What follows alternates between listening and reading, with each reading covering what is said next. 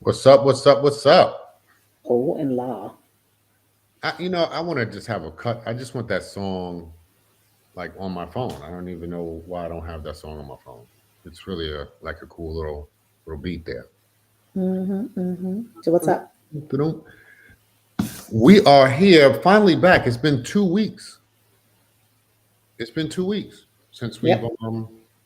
had an episode on, and we have been doing a lot. And um, we're going to talk about all of that stuff. But it's Women's History Month. We think we need to talk about that. And one of the things I definitely wanted to cover was the fact that, um, in our present moment, we are, you know, continuing the history, right? Well, and in that sense, for Women's History Month, you're the woman here. So, I So want, so it's my time to finally talk. Is that what it is? I get a whole month to talk. well, look, you're doing better than Black History Month because you only get 28 days. At least you get 31 days in March. That is true. We do get 31 days. So I can that's called intersectionality. Of course, wait, according to Women's History Month, who is calling right now during Women's History Month? Karen, Watch. I'm put on. Ma, we live on the Facebooks. You want to join us? We're live on the Facebooks. Oh yeah, sure. Yeah, yeah. But you're literally on speakerphone on live on the Facebooks. Oh, sorry. Okay, I'm gone. Bye, Harry. Bye. There she goes. does she Women's not History. have the link? Apparently, welcome to your mother supporting your dreams. So, listen, the beginning of Women's History Month on March 2nd, that would have been the Thursday, I think, right? The Thursday night that we would have had our show to kick off Women's History Month. We didn't. Why, Jason? Let's see if you can recall why we did not Look, have I'm the I'm, show. I'm over 50. Recall, That has nothing to do with it. Recall is also male. I didn't have any ginkgo biloba today. Okay. So because Kelly and I were in Virginia having our first keynote to kick off the Women's Educational Leaders of Virginia conference. That's right. You would, And yes. that is why we weren't on. Like we had traveled that day and it was really, really exhausted. But we had our first keynote and first book signing. So it was really, really good. We had a great time. And it was a good way to kick off Women's History Month by sharing our stories and being in the room with almost 400 women. Hello there. Almost 400 women, and it was fantastic, right? So it set off the month in an interesting way. So to talk a little bit about the beauty and the struggles of women in general is, with the kickoff of that, we had so many people who related to our stories, Hmm. right? Who came up to me and, as a Black woman, talked about they could not put into words what they had been feeling, and my story helped them to put those words, put some words to the things that they have been challenged with, right? So the idea of living in this between, Hmm. I call it between. We know it as intersectionality in some of the research, shifting, code switching, whatever you want to call it. It's that point where I think for minoritized people, we have always had to shift ourselves in spaces. And as a Minoritized people. yeah, so I don't want to call myself a minority, right? I'm not, But but I'm minoritized is like minoritized, something was right? done It's to it you. correct. So when you have structures and systems that prevent you from moving forward, they minoritize you. So it's more of a system and structure um, word. So it's an action, right? But I am not a minority. I don't want to take on that persona. And I don't think of a victim I time. like discriminate and subjugate better than minority. Okay, well, I mean, for now, stick with where I'm going here. Okay, all What right. what I'm saying, yeah, what I'm saying is in general that we're able to put some things to. I was able to put some words to what people were feeling, right? Not Black enough, but too Black, right? Not educated enough, too educated, not quiet enough, too loud. All the things that I think as a Black woman, I have to sort of contend with on a day-to-day basis in different spaces that I navigated. So people were able to go, I get you, right? I could see the looks on the faces. And then for Kelly, her her description of her own misogyny or her own experience as a white woman in being an ally to co-conspirator also resonated with some of the Black women in the room who felt like thank you for at least acknowledging our pain, and thank you for acknowledging that you have a privilege to do something. Now, on the other side of that, we had some ouch moments, right? There were some people who did not appreciate what we were sharing. Uh, I'm gonna use the word appreciate. Some were quite offended Well, by and you're gonna get that though, right? I mean, right. I mean, that's par for the course, right? yeah. So all I'm saying is, we kicked off the Women's History Month by sharing the stage in a keynote for the first time together, sharing a room with 350 to 400 women in ed leadership. It was very inspiring. And we get to do that again next week in Delaware. We get to come back together again in Richmond, Virginia for our book launch. And then there's one more thing I want to kind of share, and that is something that I want to uplift for Women's History Month. And I mean, you said celebrate me, but I am a culmination of all of my ancestors, and that is Yellow Sarah, Hmm. Right. Yeah.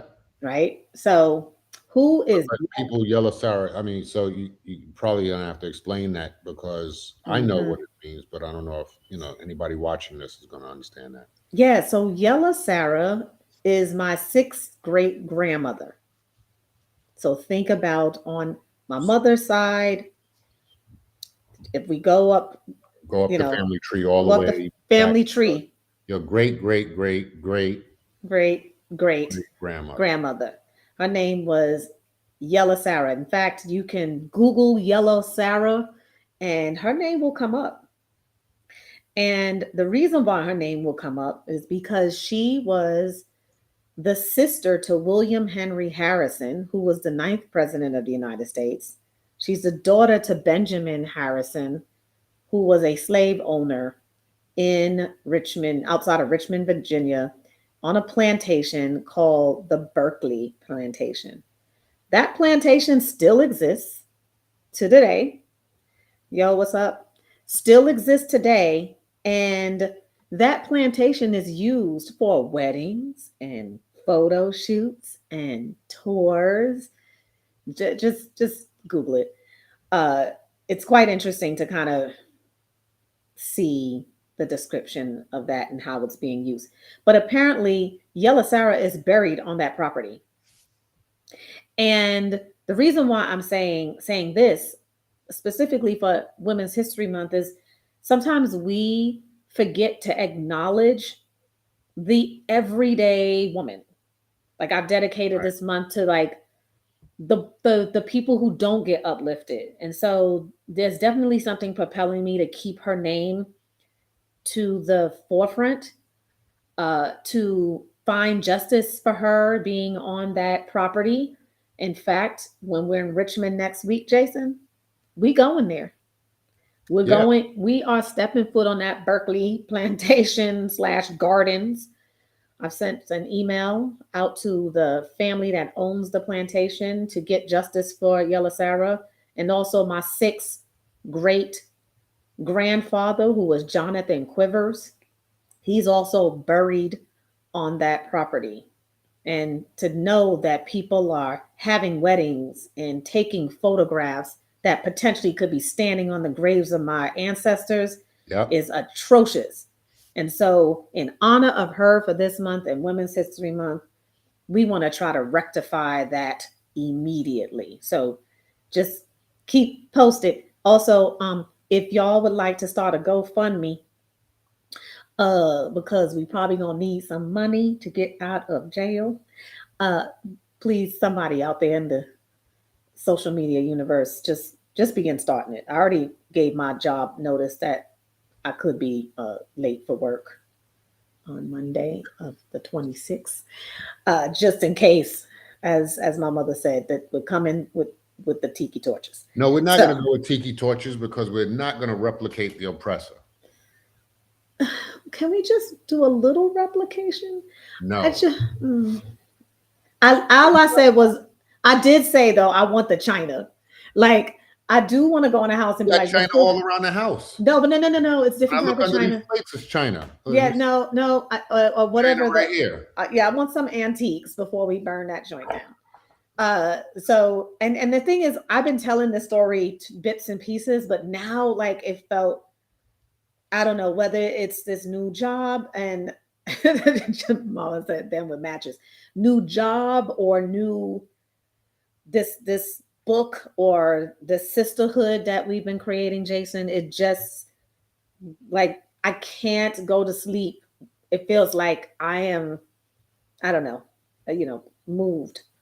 Uh yeah, maybe they'll sell a plantation. I'll take ownership of the plantation. Forget selling it, give it, and I want all proceeds, right? So a little known history, women's history fact. Look up Yella Sarah Quivers, Quivers, and you will see how she's related to not only the ninth president of the United States, but also the original signer to the Declaration of Independence, Benjamin Harrison the fifth. So here we are. I guess we did build this country. Yeah. Well, listen, Hello. and still building. So, let's not ignore a lot of facts, but I did want to make this commentary. And you know what? I fell short because Yes, excuse me. Thank you. Thank you. Thank you. Please. Let's do it. because Kendra has, along with her co-author Kelly Peaks Horner, released this book, and we did show it on a prior episode. But I, started reading the book. I read Yeah. both You mean you you mean this this book, Unwrapped, you mean this The book? Pursuit. Oh gosh, This one here? really, really, we're gonna do this. 1995 on all platforms, please. Thank you. We're gonna do this. Okay, yes. This, yes. Yes. Um, but what I really wanted to do was, just talk about, and again, in celebration to you, specifically. And look, I mean, like you said, you represent the culmination of your ancestors, and I would say that you represent them very well. You tell a great story in this book in terms of your origin story. I still have to go through the rest of the book, and as well as Kelly, Kelly Peaks Horner. She covers some very interesting territory as well. And but for you, I mean, look, I've known you now for 38 years, and you've come a long way. And I've said this to you before, and I do want to just make it known even here, because I think it's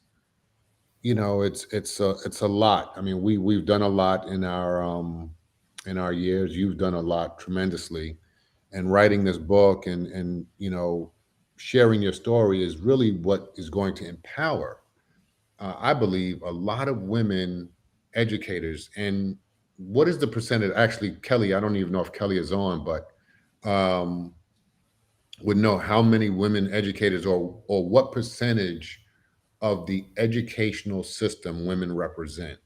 80% in the 80%. teaching, right. But in the leadership piece, we're in the 20%, like in terms of district leaders and superintendents. When you break it down by ethnicity, like women of color, you're in the single digits. Right.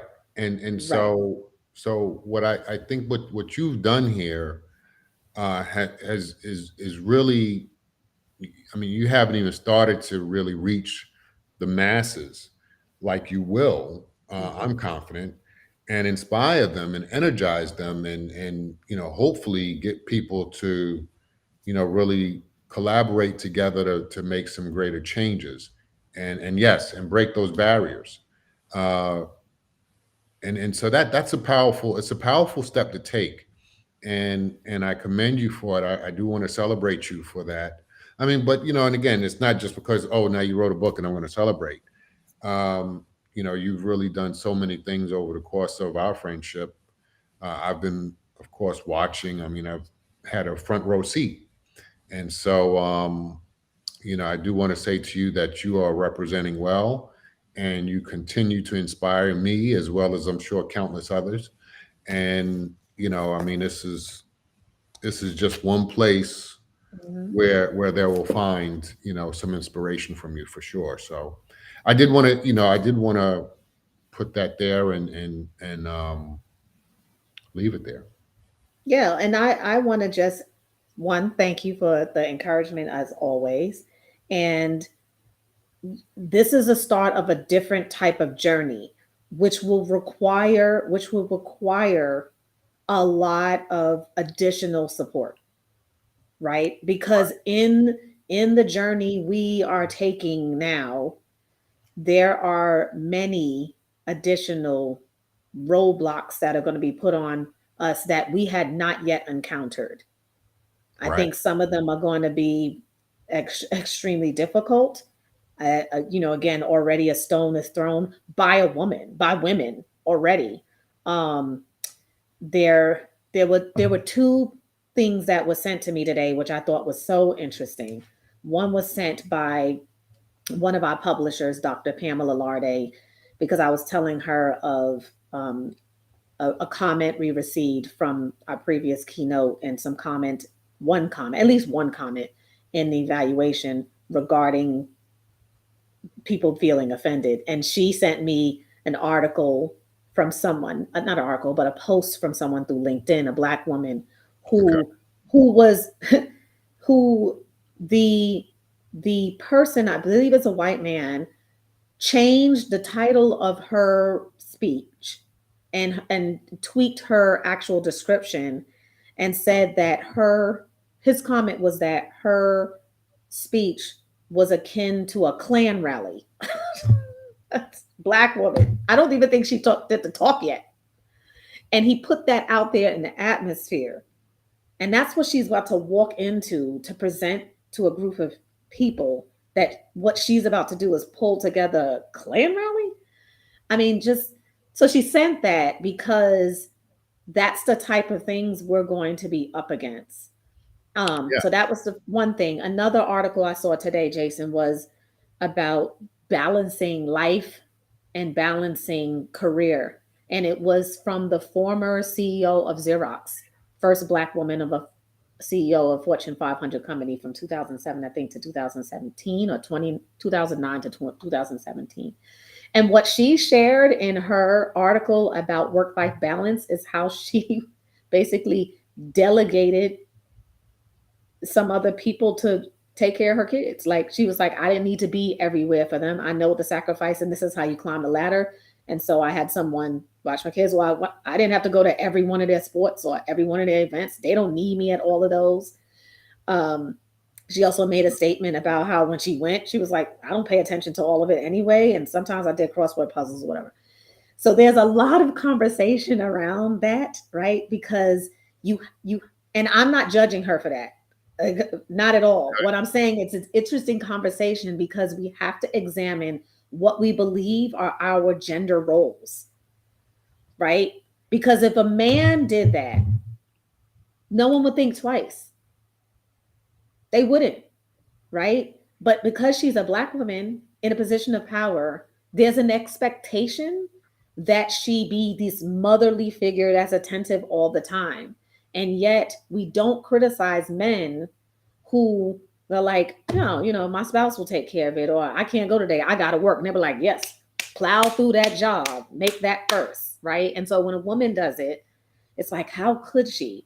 So I just want to. I'm learning also to be careful about my views about the way people position themselves in the way, knowing that there are some things that I did that I'm not proud of, but I also did it, right? And so I know everybody has their own journey and struggle on how they navigate the space. So I just thought uh I just think it's interesting. So I'm reading a lot more about other women's experiences and their stories, but I'm also reading what's circling around in the atmosphere related to what they're saying and the opinions of people. And I Well, know I'm going to have those opinions of myself. well, I think that's a very interesting point that you make about, the young lady who, the CEO of, what you said, Xerox. Kodak. Was it Xerox. Hmm. Xerox? To me, it really gets down to what's important to a person. Hmm. As you know, I mean, I've been to, our son's events and, made it my business to do my best to get there. And, I mean, I've coached them in a basketball while when they play basketball. And, uh, I mean, I did those things because I wanted to be, you don't get to parent twice. Right. You know what I mean? I mean, unless you have more kids, but I mean, you don't get to parent one child twice Hmm. through their younger years. So I think it really comes down to, electing what's important to you instead of trying to say, you know what, I'm going to buck the system and I'm not going to go to any events because, that's something for a typical woman. No, you go because that's something, like I wish my parents would have come to, my games. My parents Hmm. never came to any game that I had, that I played in or anything. And so, it was important to me just as a parent, not as a dad, but as a parent to go to those things. And even, I think Sean is on here and Sean goes to his daughter's games. He makes it his business to get there as many times as he Hmm. can. I mean, and I think that there's a shift that's happening where people are valuing more time with family than they are valuing, making the money in the job because as you know, very well know that you can make all these sacrifices and you could climb that ladder. And after you do everything, and it's in your book.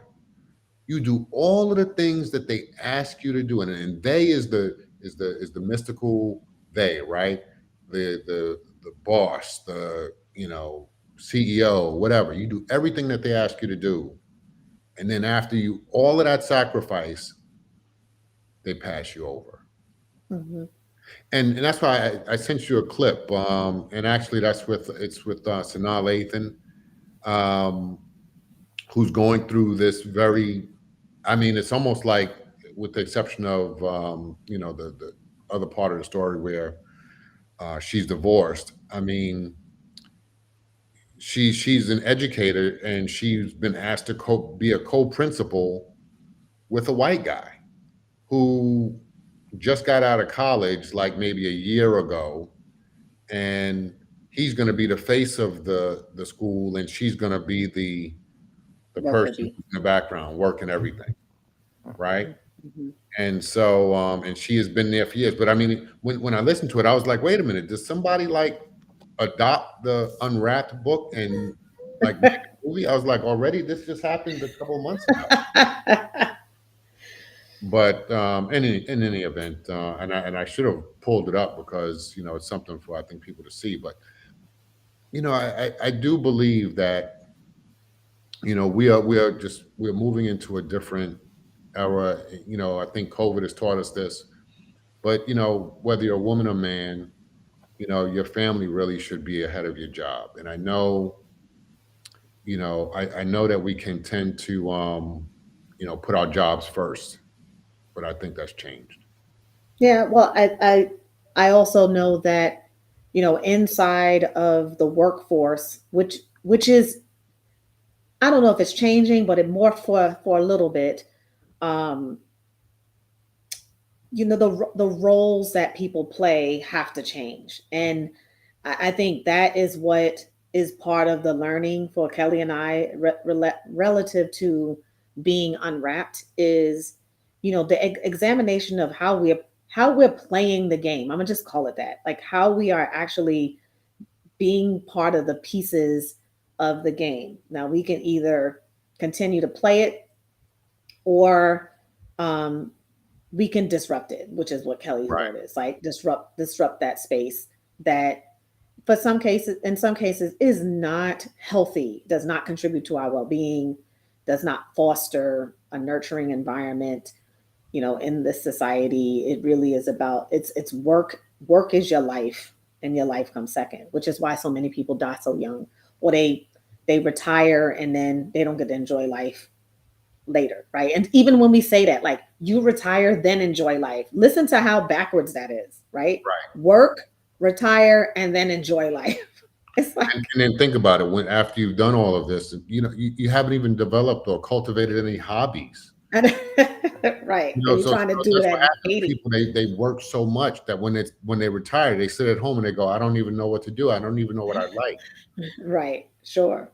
You And I know, think I think even again, for to sort of capture the theme of Women's History Month, there's some women that just they're tired, right? They're tired of the same sort of stereotypical idea of what they're supposed to do, how they're supposed to be a spouse, how they're supposed to be a parent.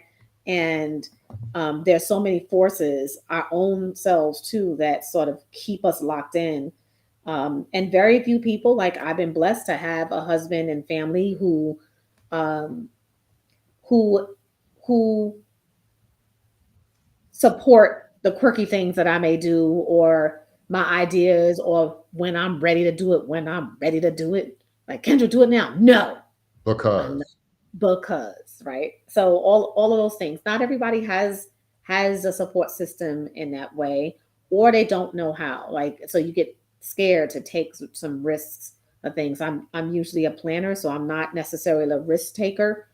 So just being pushed outside of my comfort zone to do that, I pretty much a thinker around stuff, like, let me weigh these pros and cons before I jump kind of into it. But anyway. oh, and I want to say this too, because in our relationship, I've been the risk taker and the free thinker and the Mhm, inspirer of others and whatever the case may be. And it does come at a cost. Sometimes it's come at a cost of a consistent cash flow or whatever the case may be. But I do love where we are right now. I consider us both to be free because I've been mhm, telling you to leave the last place that you worked at for a long time because your talents and your essence was you were losing it. And some jobs can do that to you, right? mhm, You, Kendra, and then to anybody watching this, a job can do that to a person. And I wanted to see you more than anything. I wanted to see you free. I was like, look, leave. All of this other stuff that's around us. And I want everybody who watches this. I used to say this when we first got married, and it used to upset Kendra. It used to upset you all the time, right? Um, we could sell this house tomorrow. I don't care about this house, right? And you used to be like, oh my God, we just bought this house. Jason, don't say that. No, we could sell this house. As long as we still rolling together, we're good. And mhm, that's what matters. And I think what happens is we move into a house or to a new place or whatever, and we start thinking that that place is more important, and satisfying the Joneses, keeping up with the Joneses and everything else is way more important than the person who's rolling with us in the moment, or who decided to roll with us. And so, I want anybody who sees this to go, yeah, yeah, no, forget all of that other stuff. I need to be here. And so yeah, I mean, look, if you being free, or anybody who's watching this being free, means leaving behind the big house that you have or the car that's sucking money out of your paycheck, drop that stuff. That stuff is not important. And so you've been there, like I said, you've been there, a supporter for me, and I'm very glad that I get to watch you in this moment. It's really a beautiful thing. I mean, I really I don't feel you like start crying, don't you start crying, I'm not gonna start crying. don't you start crying. No, no, but really, I'm just so proud of you. So I Well, did want thank to say you. that. Thank you. I was trying to figure out who in the heck Valley Girl for Life is, and that is my cousin. Yes. supposed to say yes like you knew. Well, I did know. You see her picture. I can't really see her picture that well. Well, you need to open your eyes. Thank you. Because Open my eyes. Well, you see how narrow my eyes are. Stop making fun of me. See, that's the other thing that's really happened in the past. I See, can't even. I can't even. Well, it's 8 o'clock, Jason. it is 8 o'clock, and we are at our time. Yep. And I want to tell you, Sean is on. We can't see who's on unless some people make comments. But shut up. I'm not talking to you, Kendra. Of course, I know you're not because you want to live. that is what you could be quiet too. Anyway, Oh, you want me to be quiet now? During Women's History Month, you want a wait a woman minute. to I think be we're having quiet? technical difficulties. We're not having technicals. Wait, No, no. I think you're about to get cut off. Okay, thank you so much, Gladys. I'm blind. Now I'm blind. Okay. Well, anyway. We come on every week. So meet us here every Thursday at 7:30 p.m. Every Thursday, with the exception of the last two, because I was doing a keynote and we were in Cartagena, Colombia last week. And, Yes, we were. And we were dancing the night away. Remember, Jason? We Yes, were doing we were. bachata and salsa and merengue. Oh my gosh, I wish I was back there right now. It Yes. was so much fun. Jason tried. I got some Look, corns I in my don't think toes. that's right. I tried. I He tried. I have video of it. I didn't just try. I did it. I danced out there. I was I had doing it. Kendra twirling around. Yeah, I threw up because he didn't know what he was doing. But I was doing it. Anyway, our time is up. Okay. Yeah, See us next week. Wait, next week though, we'll be somewhere else. We'll be in Richmond, Virginia next week That's right. in the same room.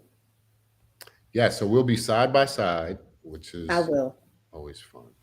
Oh, that should be You fun. know, we're gonna have to dance. When we do a show together, we're gonna dance while we wait. Well, before we leave, let me just did my shirt, y'all. Drink water, fight racism, empower women. Thank you. Welcome to Women's History Month. Well, thank you. Hey, listen, thank y'all for watching. We appreciate y'all, and we'll be on next week. Gladys, take care. Prayers to you for successful recovery. Sean, thanks. Bye, Mommy. I'll see you Bye, later with the matches and the tiki torches, Mom. Matches, Oh, tiki Lord, torches. tiki And torches. go fund me, y'all. Go. Bye, y'all. Bye.